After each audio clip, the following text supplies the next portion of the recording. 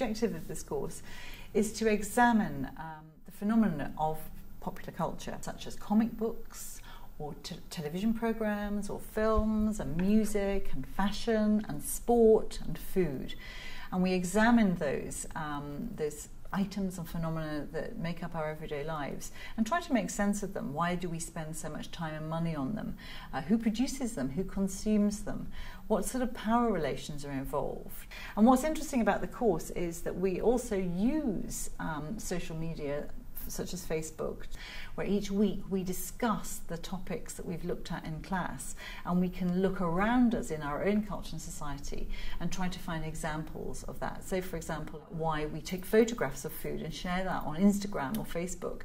And so then we'll carry on that conversation throughout the week, where I'll ask the students to sort of share with me what they found out in social media or in traditional broadcast media about food. It might be an article about new Hong Kong restaurants. You can see we're using popular culture to really try to understand who we are as human beings, why we behave in the particular ways that we do, and why these things, whether it's food or fashion or sport or television or radio or Facebook or Instagram, why we use this to make sense of our lives, why it's so important to us that we spend so much time on this. I think one of the most interesting parts of the course was that the course leader included a lot of different visitor lectures, which gave me information and knowledge about different things. It was really a relaxing course in which where you wouldn't have any stress, but at the same time you could learn about a lot of different stuff going on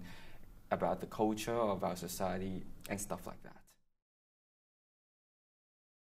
I had, I think, 2 essays about 2,000 words long, and also a group presentation. It was more of a paired up presentation, but as compared with other courses which I've taken, I think it's not that heavy at all.